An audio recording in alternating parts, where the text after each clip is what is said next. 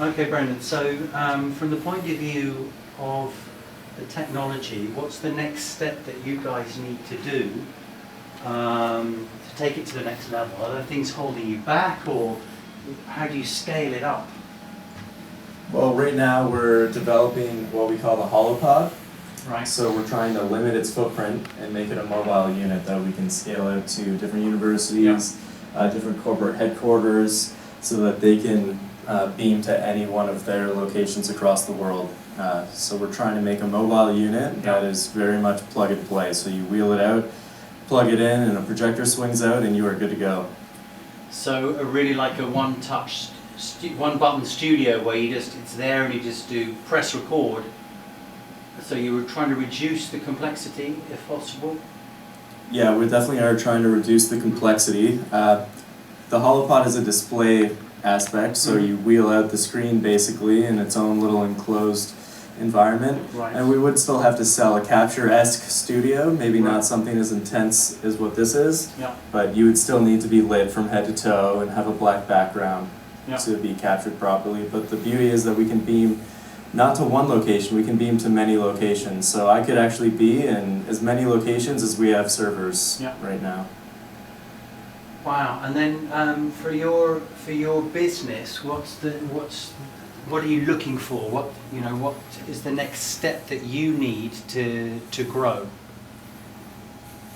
Well, really, with the advent of 5G, it's going to reduce a lot of our latency.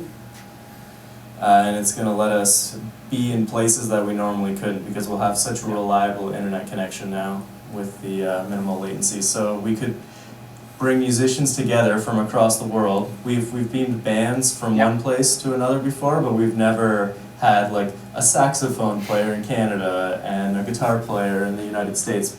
With the amount of latency that will be reduced through 5G, we could combine them all into one holographic band from around the world into one location. It's a pretty amazing concept, really, to think that that's possible. Yeah, really, as soon as technology evolves, we evolve.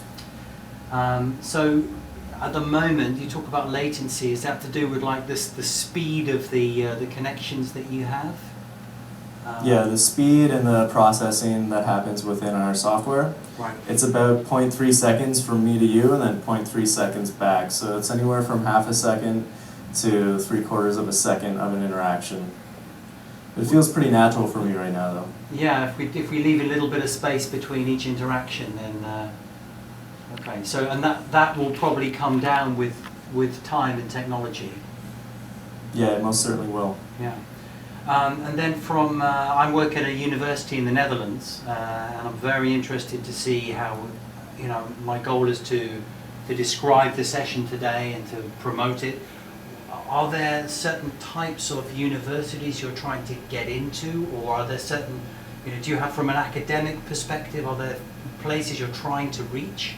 I mean, I'm finding that you're getting Rory could answer that better. business schools, engineering schools, medical schools tends to be the priority. Just they tend to have more money, frankly, and they're willing to push into new technologies quicker than, say, the language schools or history schools, that kind of stuff.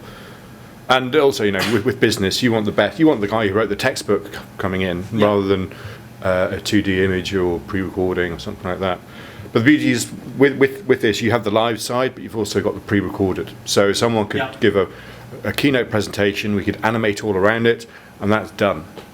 So, So you can actually... Yeah, if I was filmed on a green screen, we could bring in visual assets. Like, if we were talking about new ideas, I could go like this, and then a light bulb would come up right there. Right now I'm on a black screen, so I can't bring in any visual assets, but... And that's done as post-production, so you have to script it quite carefully in advance. Yeah, you just have a director. You do it live, but if you wanted to do a pre-record, we could just like they would have to act it out, but it doesn't have to be perfect because it's not live, so we can change where the animations come in at, and you can do a lot of cool things with pre-recorded material. Wow. And then at the moment, are people sort of buying the whole setup, or do they always rent it through you and that you run it for them? It's whether it's an event or a buy-in, right? So if we're just doing a one-off, it'll be rental. A lot of the rental kit will come from local suppliers. Right. So a lot of the stuff's off the shelf anyway. Permanently installation, we tend to provide the whole kit, so we know that everything's going to be there. Yeah. I think what we found at Imperial is that they, if they didn't have their own microphones, those microphones would disappear. Because they'd have to borrow them from someone else and all that kind of stuff. So we just decided to keep everything fairly focused. Set up, okay, fantastic. So, do you do this quite often then, Brendan? Sort of beam into other places to explain it? Yeah, we have demos nearly every day. Yeah, and how do you find it to do it? Is it just sort of like a little bit normal for you now? Yeah, it's become natural now. You'll find when you go into the studio that they turn all the lights on, and at first you're kind of like, whoa, but it really only takes about 10 seconds for you to adjust. Right. Because I'm not looking in the lights. They're on a side angle, not shining directly into my eyes, and I'm just looking at the monitor now. Right. But it feels totally natural to me. The monitor's quite far away, so you have No, it's not. I'll show you it next door. Yeah, so okay. Have you got any tips for me? Because I'm about to be hologram to turn into a... What do you suggest? Tips?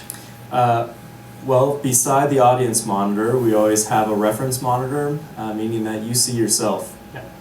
So I can do this, and I know that you still see every part of me. But as soon as I do this, I know that my hands are cut off. Okay.